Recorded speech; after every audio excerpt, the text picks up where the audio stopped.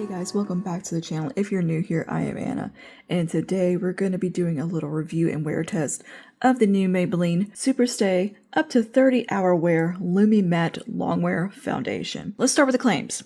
This comes in at $14.99 at Ulta and is available in 24 shades. Introducing Maybelline Superstay up to 30-hour wear Lumi-Matte Longwear Foundation infused with amino acids, breathable coverage with a luminous matte finish in 24 shades. So this delivers long wear, buildable full coverage that lasts all day. With a light as air formula that feels like nothing on the skin, the formula is flexible and resists sweat, water, and transfer, lasts up to 30 hours for all day shine control. This is a vegan formula with no animal-derived ingredients, non-comedogenic, and fragrance-free, suitable for all skin types, even sensitive skin.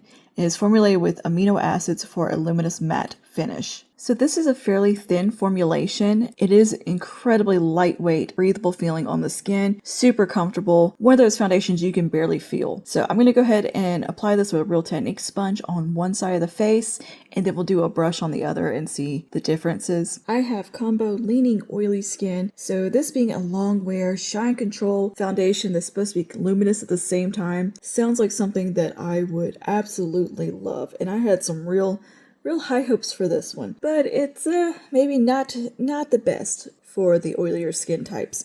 I do have a few caveats and found a way to really make this work well for me, but it's not quite the long wear, oil control, sweat and heat resistant foundation that they're hyping it up to be. I am applying this with no primers today. It's just over my normal skincare and SPF. And what you get is an absolutely beautiful foundation on initial application.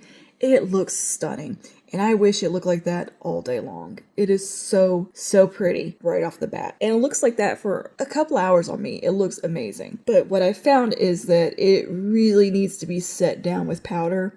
Perhaps even a primer would benefit it, like a long wear, maybe like a gripping primer or something with a little bit more oil control in it. But I found as long as I really set my face with a good loose setting powder, I get a little more longevity out of this foundation, and it wears pretty well throughout the day. However, on days when I've not set my face as well, it completely melted, and within a few hours it was not good. I was incredibly oily and just melting. On this day I did go in with some loose setting powder to really lock it in, and found that I got some decent longevity that way, and it ended up looking pretty good for the majority of the day. I would actually recommend this one. Even though they say this is for all skin types, I would recommend this to more drier skin types rather than oily, because I definitely had a lot of oil breakthrough and did not get the benefit of this 30-hour oil control wear. It's definitely a little more of a hydrating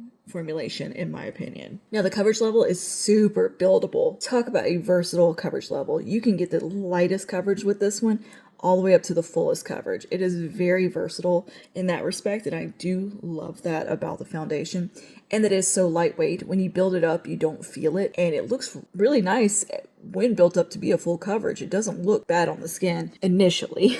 I have found that I definitely prefer applying this one with a sponge over a brush. The sponge, I think, just kind of presses it into the skin really well and gives it a little bit more of an even application and a nice thin layer that I feel like I get more longevity out of. And I'm able to build up and hide any redness and discoloration that I want to hide with the sponge rather than the brush. The brush, to me, I feel like kind of just paints it on, and it's not really sitting on the skin as pretty as it is when I go in with the sponge. I did not wear this nearly 30 hours on this day. I actually got in exactly at 12 hours before I washed my face and got ready for bed. It was a pretty long day, and I was out and about out of town to a class, and it's very humid, hot here. It got put through the paces a little bit, and I think it held up pretty well on this day, but again, I really made sure to set my face well and powder it. Like I said, on days that I haven't set it and powdered it as well, I was melting by like hour 4.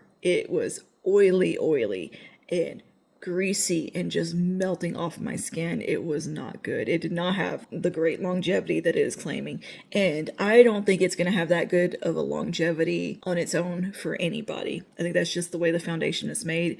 It is a kind of a dewy foundation. I don't know if it's the amino acids in it or whatever it is, the skincare, but there's something in here that definitely juices up the skin really well. But like I said, as long as you set this foundation down really well, I think it wears really pretty. And I do like the luminosity that comes through. And I think at the end of the day, in my clip here, it looks the best it's ever looked at the end of the day because I made sure to set it so much. But I've had some days where it was just not good, transferred everywhere, very messy. Everything that it says it's not supposed to do, it kind of did. So this is one of those that's gonna have some caveats to it. You're gonna really need to set it, perhaps even go in with a primer to help it out a little bit, especially if you're oily. Now, drier skin types, you may enjoy this a little bit more than me. That is my thoughts on the Maybelline Superstay Lumi-Matte Foundation. It didn't quite live up to what I wanted it to be, but it's still not the worst foundation in the world. Just gotta really set it down. Let me know your thoughts down below and if you have tried this out, and I will see you guys in the next one. Stay safe. Bye now.